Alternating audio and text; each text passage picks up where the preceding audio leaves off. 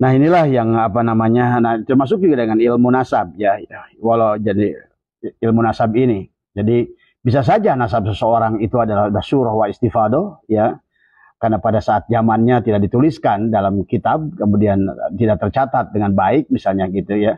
Tetapi kemudian apa namanya satu hari ada yang membuktikan ternyata dia adalah bukan bukan apa namanya nasabnya, maka yang tadinya yang sudah surah wa istifadoh, walaupun nah ini yang harus dipahami tentang surah wa istifadoh, ternyata surah wa istifadoh itu membutuhkan syarat yang dimana syaratnya itu adalah tidak ada keterputusan ya, dan apa namanya nasab ba'alwi ini adalah terputus. Maka kesimpulannya cuma satu. Jadi untuk membuktikan apakah ba'alwi ini adalah masih duriyat rasul atau tidak, adalah satu-satunya adalah karena ini adalah fan fikih, maka tidak jalan lain karena fikih itu adalah sifatnya aini. Maka di akhir zaman ini kebetulan adalah ilmu genetika sudah berkembang, maka tidak jalan lain, satu-satunya jalan untuk menyelesaikan kasus apa namanya masalah nasab ini adalah tes DNA. Assalamualaikum warahmatullahi wabarakatuh. Sahabat sekalian, ya, alhamdulillah wa syukurillah, pada malam hari ini kita kembali bisa live. Tadi pagi saya sudah membuat live ya, karena pertanyaannya adalah tentang fan hakikat. Ya, maka saya jawab secara hakikat. Karena pertanyaannya itu apakah kasus nasab ini adalah berasal dari Allah, maka saya jawab adalah secara hakikat ya. Tapi malam hari ini saya insya Allah akan bahas secara syariat ya. Karena pertanyaannya adalah bagaimana pembuktian masalah nasab ini adalah secara syariat ya. Yang harus dipahami oleh kita bahwa sesungguhnya yang berkaitan dengan masalah nasab ini, sahabat, adalah bagian daripada ilmu fikih ya. Jadi walaupun bagaimana secara syariat bahwa apa namanya tentang ilmu nasab ini adalah bagian daripada ilmu fikih. Maka kalau bicara dengan bagian ilmu fikih, maka kembali sebagaimana kaidah yang disampaikan adalah oleh Ibnu Hajar Asqalani dalam kitab apa namanya Al-Jawabul Jalil adalah inna nasaba mimma yasbutu bitasamu illa ayyasbuta ma yukhalifu, bahwa sesungguhnya ilmu nasab ini adalah berlaku dia setelah dia syuhrah wal istifadah adalah selama tidak ada yang membatalkan. Maka hari ini yang harus dicatat sahabat semua, karena bab nasab ba'alwi ini sekarang sudah ada yang membantah, artinya sudah ada yang membatalkan, maka pandangan kepada syurah wal istifadah itu sekarang sudah bubar ya. Maka berarti sekarang karena ini adalah fan fikih, maka setelah Kiai Imaduddin membatalkan nasab ini karena setelah melakukan tesis ya dan penelitian, kemudian hasil tesisnya disusun dalam sebuah kitab ya, dan kitab itu adalah nyata, maka jawabannya juga harus berupa antitesis yang nyata. Maka selama tidak ada yang membatalkan lagi, maka sekarang pandangan syuhrah wal istifadah itu berpindah, adalah bahwa sesungguhnya ba'alwi ini adalah terputus kepada junjungan baginda Nabi Muhammad SAW secara ilmu fikih. Karena tadi bahwa sesungguhnya inna nasaba mimma yasbutu bitasamui, walaupun cukup untuk mendengarkan nasab seseorang itu cukup dengan pendengaran berita lewat telinga kita, tetapi begitu illa ayyasbuta ma yukhalifu itu berarti sekarang masalah nasab ini sudah terputus. Nah, kecuali kembali kalau seandainya apa namanya dari Robito Alawiyah memberikan jawaban, dan jawabannya itu adalah membuktikan bahwa hujah yang dibuatnya itu adalah lebih terang dan lebih jelas daripada apa yang apa namanya tesis yang dibuat Kiai Imad yang membatalkannya. Maka inilah yang harus dipahami. Kita kalau bicara tentang syariat, jawablah secara syariat. Bicara secara hakikat, maka jawabannya adalah secara hakikat. Nah, karena berarti ilmu nasab ini adalah tentang ilmu fikih, ya, maka ilmu fikih ini akan terbatas ruang dan waktu, ya sahabat. Maka kita membuktikan daripada bagaimana fikih berkembang dari sejak baginda Nabi, daripada imam-imam mujtahid yang puluhan, ya sekarang adalah imam mujtahid itu seolah-olah yang masyhur yang syuhra wa istifadah hanya 4 saja, yaitu adalah mazhab Hanafi, mazhab Maliki, mazhab Syafi'i, dan mazhab Hambali. Nah, ini pun sesungguhnya menggambarkan kepada kita bahwa fikih itu adalah bukan sesuatu yang mutlak. Apa yang dipandang oleh Imam Hanafi bisa dibatalkan oleh Imam Maliki, dan apa yang dipandang oleh Imam Maliki bisa dibatalkan oleh Imam Syafi'i, dan apa yang dilihat dan secara syuhra wa istifadah zaman Imam Syafi'i bahkan bisa dibatalkan oleh Imam Hambali. Bahkan nanti murid-muridnya adalah akan kembali saling, inilah bab fikih ya. Maka fikih itu adalah siapa yang memiliki hujah yang terkuat, dan fikih itu adalah ilmu aini, artinya ilmu yang nyata yang bisa dibuktikan dan adalah berkaitan dengan ilmu pengetahuan tadi semua ya. Maka jadi kalau seandainya pertanyaannya yang berkaitan dengan ilmu nasab ini ditanya secara fikih, maka kembali kita harus memegang bahwa jawabannya adalah secara fikih. Nah, ini yang harus dipahami ya. Jadi bahkan fikih Imam Syafi'i pun beliau pada masa hidupnya ada kaul qadim, ada kaul jadid. Kalau beliau pun membatalkan pada saat beliau berpindah ruang dari Mekah ke Mesir saja sudah berubah. Maka kalau seandainya Imam Syafi'i saat itu berpindah barangkali ke India, barangkali pindah ke Indonesia, maka pandangan beliau kepada fikih pun akan kembali berubah dan berkembang. Karena fikih itu adalah kembali akan berpengaruh kepada ruang dan waktu ya. Jadi syuhra wal istifadahnya itu akan mudah dibantahkan. Jadi kalau hari ini adalah nasab Ba'alwi ini adalah diputuskan adalah munqati dan menurut pandangan Kiai Imaduddin, maka tiada jalan lain bagi Robito Alawiyah kalau ingin mempertahankan nasabnya kepada baginda Nabi harus bisa menunjukkan adalah minimal yang pertama adalah satu hal dulu, adalah kitab yang menjelaskan bahwa ketersambungan mereka secara syuhra wal istifadah ya. Walaupun ya dari kitabnya Kiai Imaduddin kita tahu persis bahwa ternyata nasab Ba'alwi ini adalah sebenarnya tidak syuhra wal istifadah karena ada jenjang waktu 550 tahun yang terputus karena syaratnya syuhra wal istifadah menurut paham bahwa pandangan Imam Syafi'i adalah selama tidak terbantahkan dan tidak pernah ada ruang yang terputus. Jadi setelah tiap zaman ada yang menjelaskan kitab yang sejaman adalah syuhra wa istifadah, adalah itulah gambaran tentang tentang fikih ya sahabat.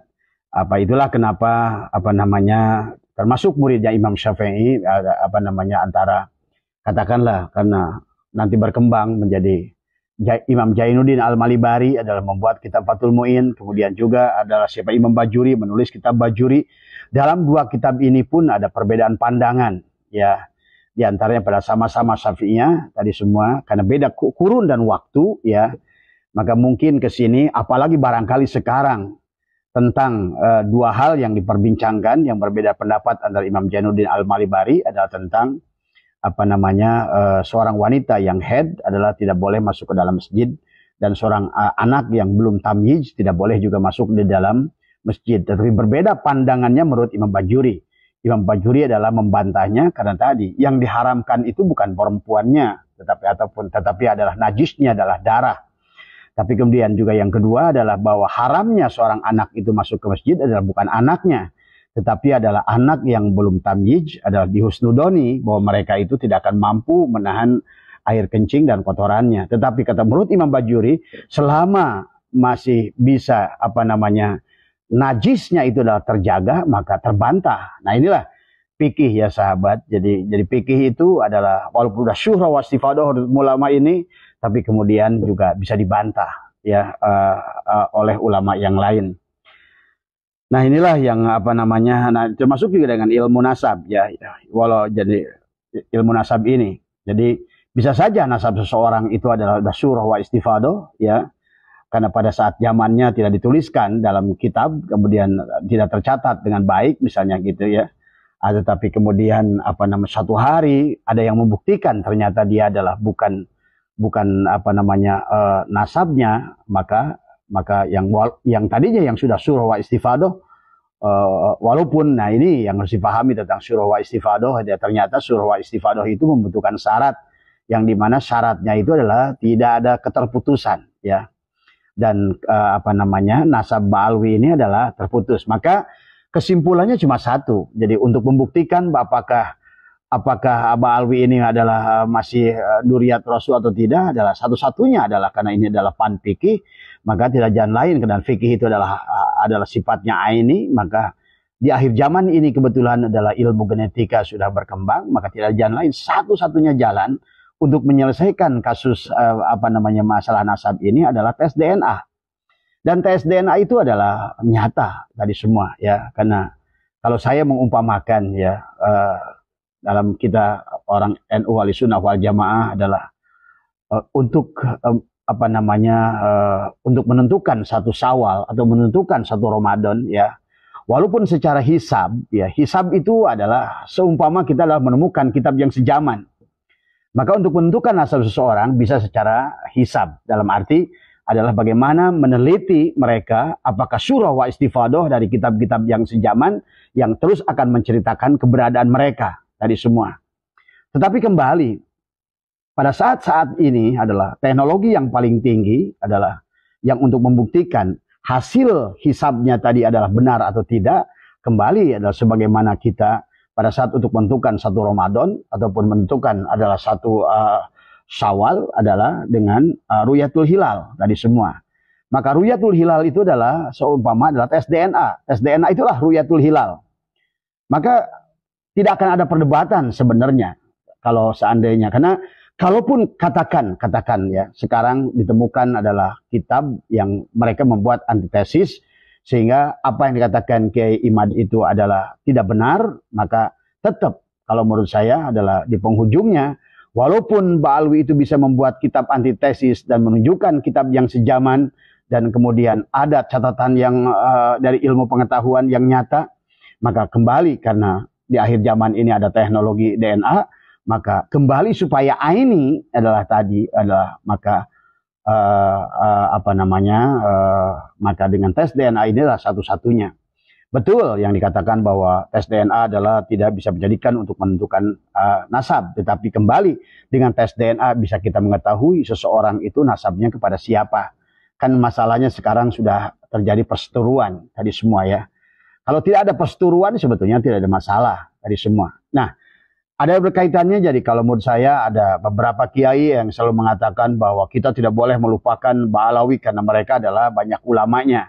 Ini nggak ada kaitannya dengan kesolehan, nggak ada kaitannya mereka adalah ulama, nggak ada kaitannya mereka punya jasa, nggak ada kaitannya mereka pernah menulis kitab. Ini bicara tentang nasabnya, bukan masalah bicara tentang akhlaknya, bukan bicara tentang bagaimana mereka telah berbuat banyak untuk Islam. Ini masalahnya adalah nasabnya. Jadi kembalikan pokok persoalannya adalah jadi tidak memandang apakah Habibnya buruk, apa Habibnya baik, apa Habibnya soleh, apa tidak soleh. Ini masalah nasab tadi semua. Maka baik yang soleh maupun yang tidak soleh sesungguhnya karena bisa saja nanti walaupun tidak soleh bisa jadi barangkali malah nasabnya tersambung gitu kan. Bisa jadi gitu kan tadi. Karena nasab itu tidak ada jaminan adalah kesolehan pada seseorang. Sebagaimana Kan'an adalah putranya Nabi Nuh, tapi kan tadi tidak sejalan dengan darah ayahnya sendiri. Dan sebagaimana Nabi Ibrahim, ayahnya adalah pelaku syirik, adalah Azar, tapi ternyata anaknya malah luar biasa. Nah ini kan yang harus dipahami oleh kita. Maka jangan kaitkan kasus nasab ini dengan seseorang dari Ba'alwi yang telah menulis kitab, dari seseorang dari Ba'alwi yang memiliki kesolehan, tadi semua. Karena masalahnya yang dipersalahkan adalah masalah nasabnya, tadi semua.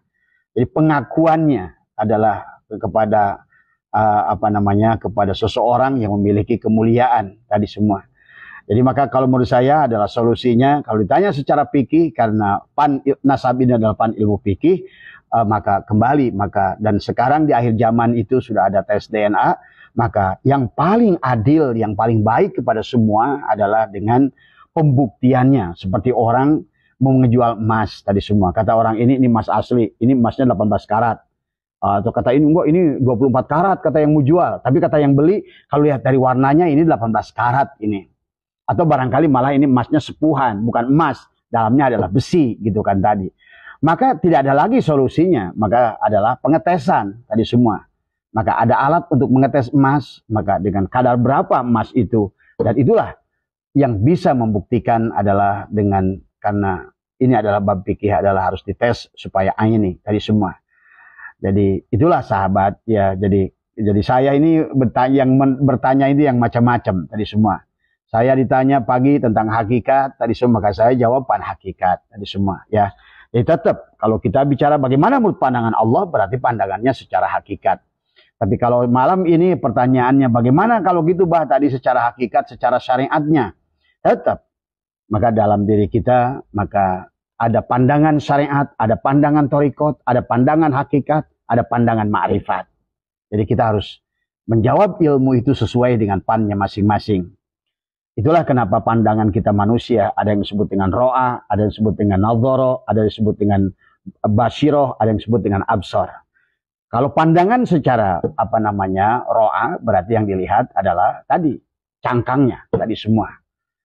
Jadi kita batasi lah, kita nggak usah bicara secara thariqat, hakikat dan ma'rifat, karena bab nasab ini adalah bab cangkang, gitu kan tadi, maka kita pandangnya adalah secara ilmu fikih tadi semua ya.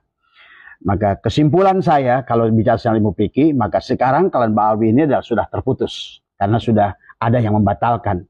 Karena syaratnya kata Imam Ibnu Hajar Asqalani dalam kitab Al-Jawabul Jalilnya adalah inna nasaba mimma yasbutu bitasamuhi illa ayyasbuta ma yukhalifu, maka setelah kecuali ada yang membatalkan. Dan sekarang secara fikih telah dibatalkan. Nah, kalaupun secara fikih sudah dibatalkan, kembali fikih ini adalah perkara yang ain, maka Kiai Imaduddin telah membuktikan, melakukan tesis tadi semua, melakukan penelitian, baik penelitian dengan ilmu nasab maupun penelitian dengan ilmu pengetahuan, dengan ilmu gen dan ilmu DNA, bahwa terbukti sekarang bahwa sesungguhnya Ba'alwi ini adalah terputus. Maka sesungguhnya bagi Robito Alawiyah harusnya dengan adanya tesis Kiai Imaduddin ini adalah berterima kasih tadi semua ya.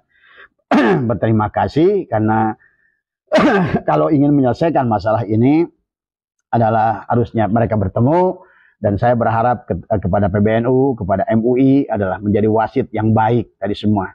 Jangan biarkan anak bangsa seperti ini. Semua adalah anak kita. Semua adalah warga negara Indonesia.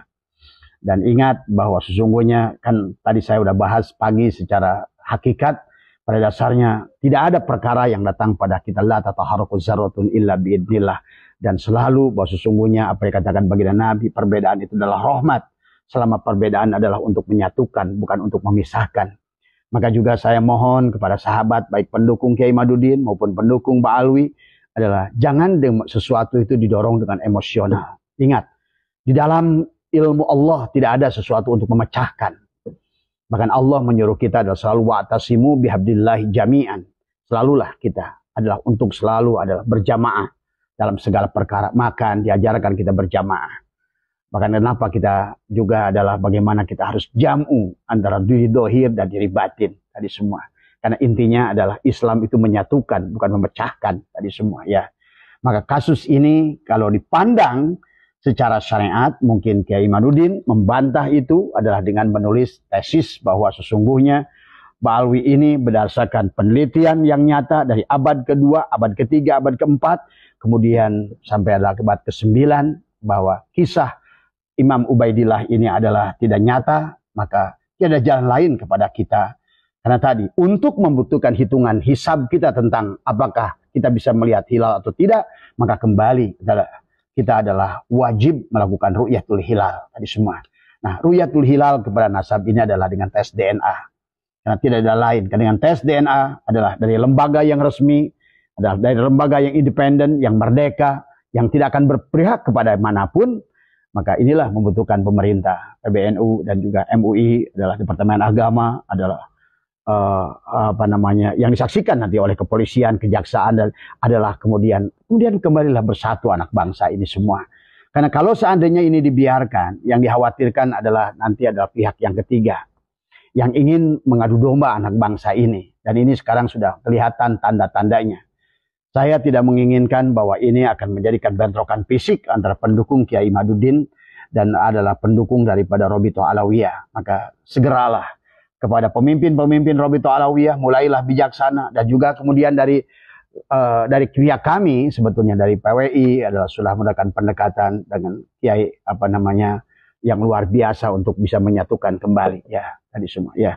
Jadi juga kepada banyak tuh kiai yang menyaki Kiai Badri, Kiai Buya Yahya dan lain sebagainya ini tolong jangan dikaitkan ya, juga termasuk Kiai Sultan Makmun, Kiai Miftahul Ahyar, jangan lagi mengaitkan ini urusannya Habib ini ada yang soleh dan ada yang berilmu. Iya, itu adalah satu sisi. Tapi yang dipersoalkan itu adalah masalah nasabnya tadi semua ya. Jadi tidak bisa mengatakan ya kalau mau dibereskan yang tidak soleh saja. Enggak, ini kan masalah nasab tadi semua. Karena yang dibatalkan oleh Kiai Imaduddin itu adalah nasab. Maka yang harus dibuktikan oleh mereka juga adalah bab nasab tadi semua ya. Jadi ini ya, jadi sekali lagi mungkin kalau buat kias adalah tadi seperti kita adalah ru'yatul hilal tadi semua ya. Maka kalau sudah ru'yatul hilal, kalau sudah ain, maka ternyata misalnya mengecek Quraisy Shihab, ternyata bukan adalah jangankan dzurriyyat Nabi, bahkan sebagai orang Quraisy aja bukan tadi semua. Nah, kemudian juga beberapa Habib yang sudah tes DNA juga ternyata jangankan mereka dzurriyyat Nabi, orang Arab aja bukan. Nah ini kan akhirnya memberikan ketenangan seharusnya kepada mereka Robito Alawiyah. Toh kenapa harus bersikeras gitu kan ya, inilah persoalannya. Kalau seandainya nasab ini menjadi nasib kan tadi, inilah yang menjadi persoalan dari sesungguhnya ya, yang ingin dipertahankan oleh mereka ini nasab yang akan merusak nasibnya tadi semua. Maka kalau menurut saya ayo bijaksana kepada semua pihak, menahan diri, kemudian segeralah menyelesaikan ini karena kita takut kita rusak iman kita. Nanti sama-sama merasa yang lebih baik. Kalaupun nanti Kiai Imaduddin menang sampai sekarang ini soal di atas angin, kemudian pada saat kita merasa lebih baik ya kembali kita iblis juga akhirnya tadi semua. Selama kita adalah saling bentrokan semacam ini, hanya pihak ketiga yang diuntungkan tadi semua ya. Jadi dan juga tolong kepada semua yang mendukungnya baik dari kalangan Kiai Imaduddin maupun Robito Alawiyah, jangan adalah memperkeruh persoalan, tetapi justru adalah adalah menyatukan, karena Islam itu intinya adalah menyatukan tadi semua. Kalau tidak berarti kita jadi satona. Satona itu yang menjauhkan setan tadi semua ya. Itu saja barangkali untuk jawaban Abah kepada siapa Kang Budi, Kang Rahman ya. Minta pandangan secara ilmu fikih. Ya, secara ilmu fikih sekarang masa Ba'alwi ini sudah gugur tadi semua. Sampai tadi kata nih, illa ayyasbuta ma yukhalifu, sampai ada yang membatalkan. Nah, sekarang Kiai Imaduddin sudah memegang kendali. Akan batal sampai ada yang membatalkan lagi.